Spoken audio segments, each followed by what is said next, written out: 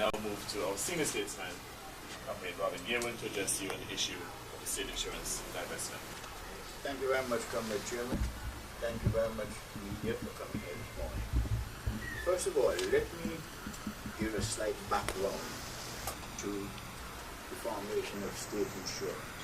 You must remember that first Federation Insurance Company, non-Antiguan insurance company that was here, went belly up with poor people's policies. The people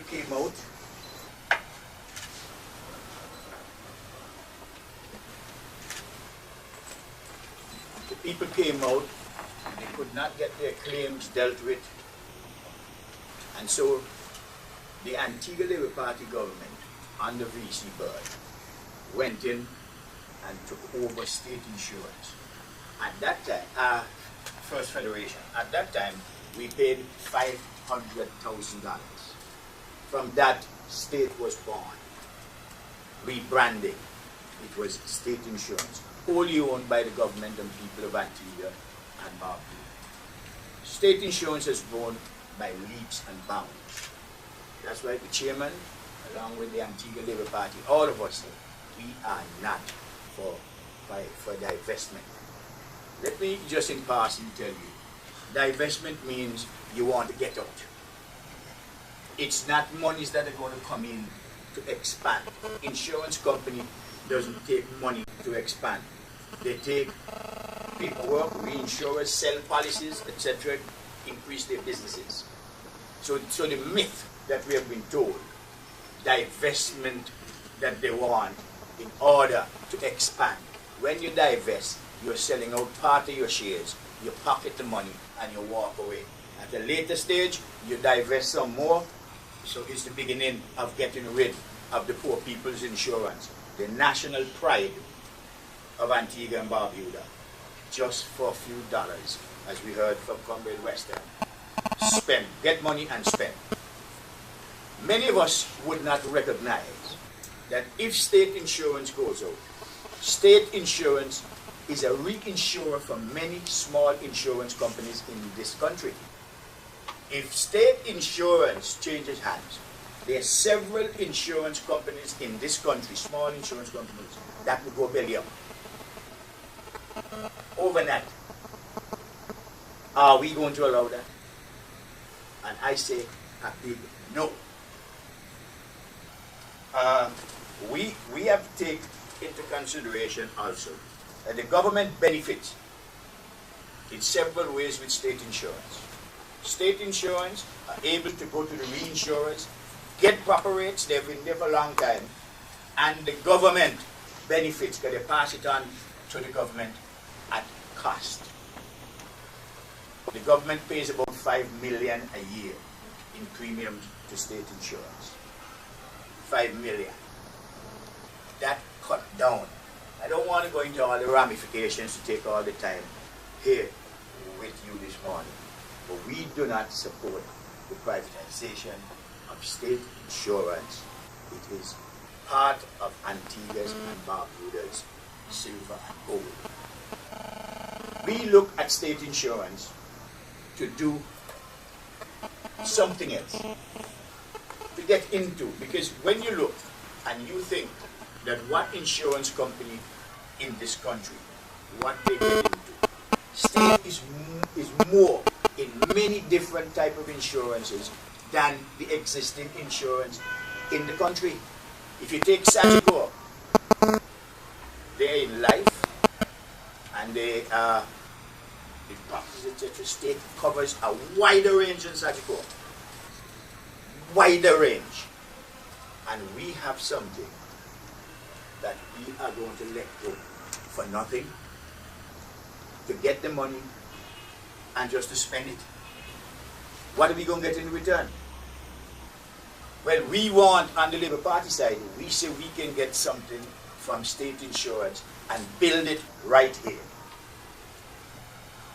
Years ago, we started the Halberton Hospital.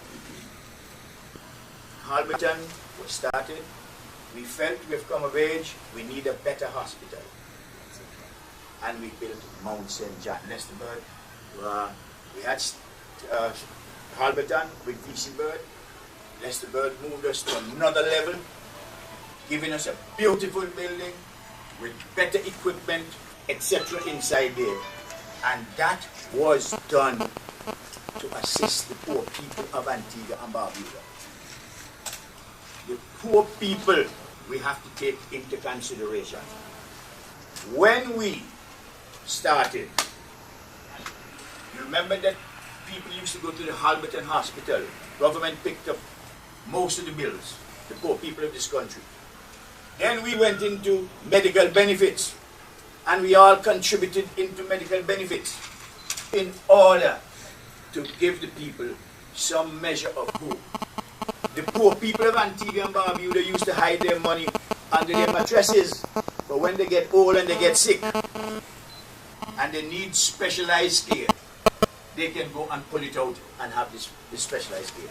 It is never the policy of the Labour Party that people must not be able to have proper medical attention. And so we look at the situation now. It's only Monday morning we have been told that the hospital is privately run. We hear on radio the cost that you have to pay when you go up there. We hear that medical benefits spend part of their money in paying for your bills there. Medical benefits is not an insurance. So if it continues spending and spending as the population gets old, medical benefits will bankrupt. Or the alternative is to raise the fees of medical benefits out of the reach of the poor man and the poor woman and the poor children that you have. So what we say, state must go into the national insurance that was envisaged by the Antigua Labour Party. Yes. And the national insurance that comes in, it means not only we will have 12 diseases covered, we might have 40 diseases covered, or 50 diseases covered. And we're saying the government, state insurance, medical benefits, they must sit down together and carve out a national insurance for the people of Antigua and Barbuda. I represent, all of these gentlemen represent people. And you think that I am going to want to see the people of Wilkie, Seaton, Glanville and Newfield get sick and can't get no help and just lay down home or up there and die because of lack of services? And if we have a national insurance, we have a national insurance for all of us, it simply means that insurance company will make certain that the hospital have proper consultants, proper surgeons, because they want to save $1 too, the insurance company. So in giving us that proper service, the insurance company will make a little bit more profit. And where would that profit spend? Right here in Antigua and Barbuda. State insurance has over $100 million in assets as I speak. And look at what is happening at the hospital. We hear they have no funds, etc. Up to yesterday, there was only one anesthetic machine that was working. Why?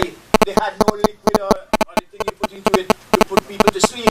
And they were only doing emergency operations. In this day and age, we as representatives for the Antigua Labour Party must sit idly back and see our people going up there for operations. But unless they are not considered emergency, what you must do? Lie down and die? We are the ones who support the poor people of Antigua and Barbuda. We're the ones that help them to be lifted up by their bootstraps. And we cannot turn our backs on the poor people of Antigua and Barbuda now for the most important care of all, health care. As you heard, Comrade Western spoke about what our mantra is with health education and these type of things, to lift you up. Many of you in here, many of us in here, pass through the educational system. We passed through the health system was there when we had doctors all over Antigua. And we could go in as little children, get a cut, look at it, get a cold, look at it, etc. And I'm saying to the people of Antigua and Barbuda, you should never allow yourselves to be shortchanged in the area of health. We hear the cost of health going up all over the world. Many governments are faced with this. The Great America is faced with this health care. In Europe.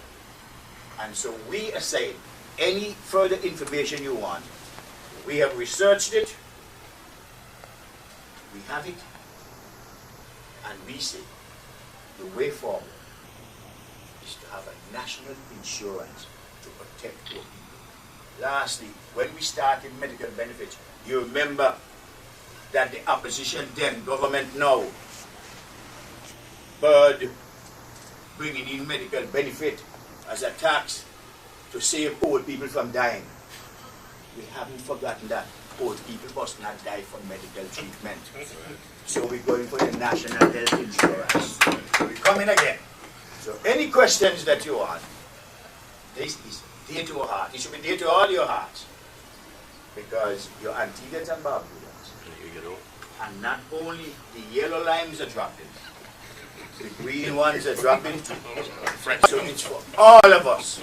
Thank you very much again.